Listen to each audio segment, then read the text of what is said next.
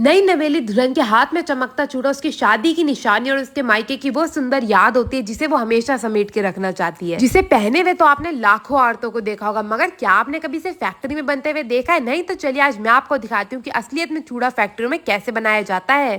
तो कांच की चूड़ी या चूड़ा बनाने के लिए सबसे पहले यहाँ पे एक बड़ी सी कांच की ट्यूब ली गई है। इसको डाला जाएगा मशीन के अंदर। यहाँ पे आप देख सकते हैं बिल्कुल चूड़ी के आकार की एक बड़ी सी ट्यूब है, इसे डाला जाता है मशीन के अंदर। अब इस मशीन का काम होता है इस पे निशानी लगाने का।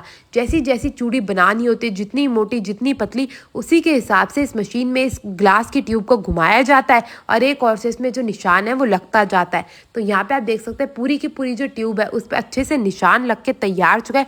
इसी प्रकार से बार बार घुमाते रहेंगे और इसके ऊपर निशान लगाते रहेंगे और जैसे ही पूरी ट्यूब पे निशान लग के तैयार हो जाएगा, इसे डाल दिया जाएगा एक बड़ी सी ट्रे के अंदर। अब इस ट्रे को लाया जाता है एक और से दूसरी ओर, ताकि इन चूड़ियों को आपस में अलग किया जा सके। तो यहाँ पे आप देख सकते हैं इसे रख दिया गया एक बड़ी सी टेबल के ऊपर, जहाँ पर इसे आग में लगा के एक एक चूड़ी को अलग किया जाता है। यहाँ पे आप देख सकते हैं एक और से बड़ी सी चूड़ी को घुमाया जा रहा है और दूसरी ओर से ऊपर से इन्हें एक एक करके आग में सेक के हर एक चूड़ी को अलग किया जा रहा है। और जैसी सारी की सारी चूड़ियाँ अलग हो जाएंगी, इन्हें उठा के डाल दिया जाएगा दूसरी ट्रे के अंदर। यहाँ पे आप देख सकते हैं कितनी सुंदर लग रही है, बिल्कुल कांच की तरह चमकती जा रही है और देखने तो मैया इतनी ज़्यादा सुंदर लग रही है कि मैं आपको क्या ही बताऊं।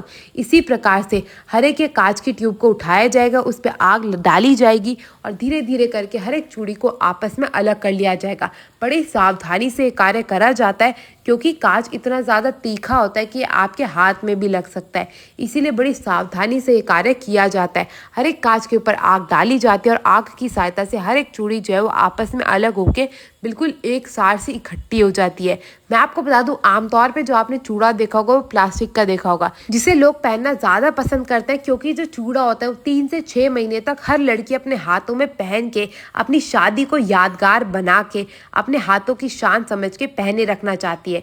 लड़कियों का बस चले ना तो वो तो भैया अपने चूड़े को उतारे ही ना, क्योंकि हर लड़की चाहती है कि उसकी शादी बिल्कुल ऐसे लगे और वो देखने में बिल्कुल नई नवेली दुल्हन बन के रहे।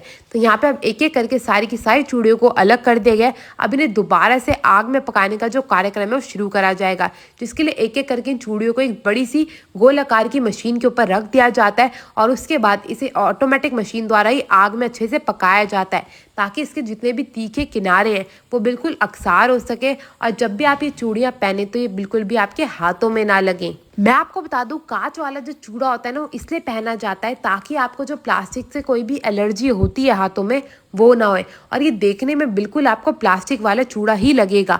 और ज़्यादातर आजकल जो चल रहा है वो यही कांच वाला चूड़ा चल रहा है, जो कि देखने में तो प्लास्टिक का लगता है मगर असलियत में जो है वो कांच का होता है। इसी प्रकार से अब एक एक करके दोनों तरफ से हर एक चूड़ी को बिल्कुल अच्छे से आग में पकाया जाएगा और जैसी सारी की सारी जो चूड़ियाँ वो पक के तैयार हो जाएंगी, हमारा जो चूड़ा है वो भी बन के तैयार हो जाएगा।